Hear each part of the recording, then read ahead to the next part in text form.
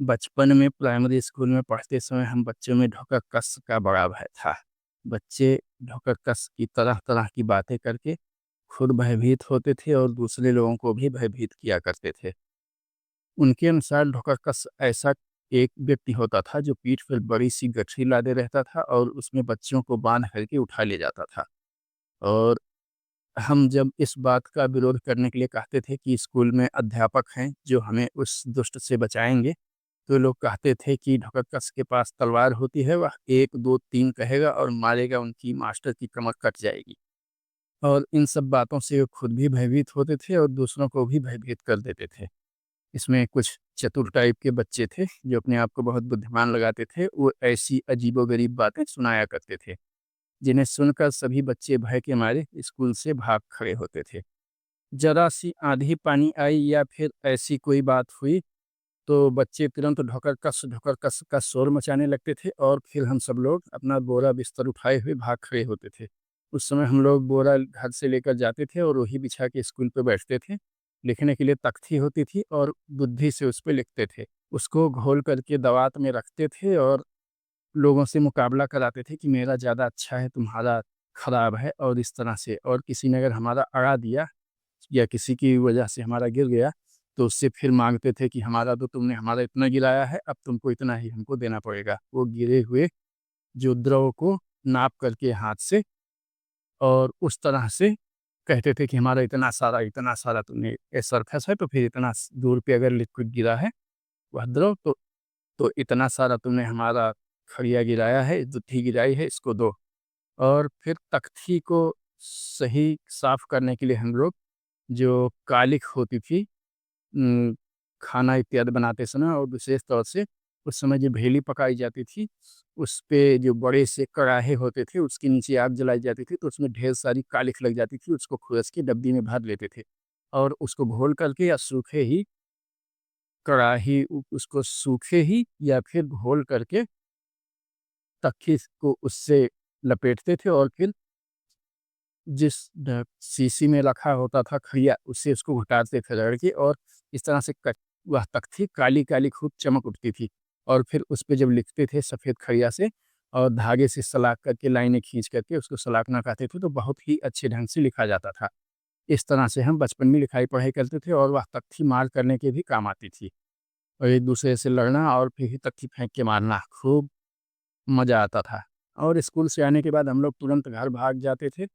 घर पे बिस्तर अपना घर पे बस्ता इत्यादि रखते ही फिर भाग लेते थे खेलने के लिए और दिन भर इधर-उधर खेलते रहते थे। उस समय स्कूल में ही पढ़ाया जाता था, वहीं सब याद हो जाता था। घर पे आए शाम को 1 घंटा सोने से पहले पढ़ लेते थे आधे घंटे बस, वही पर्याप्त था। 8वीं तक यही करते थे। 9वीं से थोड़ा सीरियस हुए पढ़ाई के बारे में, अन्यथा ऐसे ही करके हम लोग अपना काम करते थे। एक और प्राइमरी स्कूल में एक और भयावह बात थी, वह थी डिप्टी साहब का आना। डिप्टी साहब की आने की बात सुनकर हम बच्चों के भय से प्राण सूख जाते थे। उन्हीं चतुर बच्चों ने अफ़वाह फैला रखी थी कि डिप्टी साहब आते हैं तो बड़ी-बड़ी सी टीके वाली सुइयाँ लगाते हैं, उससे जान भी जा सकती थी और हाथ पक जाता है और हाथ कटवाना पड़ता है। दुनिया भर की डरावनी बातें वो बताते थे, जिसे सुनकर हम लोग बहुत भयभीत हुआ करते थे और बच्चे कहते थे कि डिप्टी साहब आएँगे तो अपने बक्से में सुई लेके आएँगे, वो पकड़-पकड़ के ज़बरदस्ती सबको सुई लगाएँगे और मास्टर भी उसमें उनकी मदद करेंगे। डिप्टी साहब आके हाथ-पैर बाँध के पकड़ के ज़बरदस्ती बड़ी सी सुई लगा के चिल्लवाएँगे और मास्टर भी उसमें उनकी मदद करेंगे। तो डिप्टी साहब के आने की बात सुनकर ही हम भाग खड़े होते थे। अभी मैं गाँव गया तो हमारे मित्र एक शिक्षा मित्र हो गए हैं, वो मिले और उनसे आजकल के स्कूली परिवेश के बारे में बात होने लगी, तो उन्होंने कहा कि आजकल के बच्चे बिल्कुल ही डिप्टी साहब इत्यादि को नहीं डरते हैं और बहुत ही ढीठ और साहसी हो गए हैं। और ढोकर-कस की बात तो अब तो बेमानी हो गई, कोई जानता भी नहीं कि ढोकर-कस क्या बला होती थी। ढोकर-कस शब्द सुन के मैं कल्पना करता था कि कोई आदमी है जो सिर से पैर तक सफ़ेद-सफ़ेद कपड़े में, रोएदार कपड़े में सफ़ेद अपने आप को ढके हुए है, उसका मुँह शायद काला-सा है और उसकी पीठ पर बड़ी-सी गठरी बंधी हुई है जिसमें वह बच्चों को भर के लेके भाग जाएगा। और इस तरह से बचपन के हमारे दिन थे। उस समय की स्कूली शिक्षा के दौरान जो भी हमें स्कूल में पढ़ाया जाता था, आकर के गाँव में घर पे खेलते समय आपस में हम बच्चे उस पे चर्चा करते थे। एक दिन स्कूल में पढ़ाया गया कि धरती गोल-गोल घूमती है। अब मुझे आश्चर्य हुआ, हम सोचने लगे कि अगर धरती गोल-गोल घूमती है तो हम लोग बैठे रहते हैं या फिर रात भर सोए रहते हैं तो पूरे हम क्यों नहीं घूम जाते हैं? या फिर सोए रहते हैं तो फिर हमारा मुँह घूम कर दूसरी तरफ क्यों नहीं हो जाता है? फिर बहुत ज़्यादा सोचने-विचारने के बाद मैंने दोस्तों के बीच यह राय रखी कि चूँकि धरती पूरे 24 घंटे में पूरी की पूरी घूम जाती है, तो हम लोग जिस तरफ मुँह किए रहते हैं, घूम कर के फिर से उसी तरफ आ जाती है, इसलिए हम लोग पता नहीं पाते हैं कि हमारा मुँह किसी तरफ घूम गया है।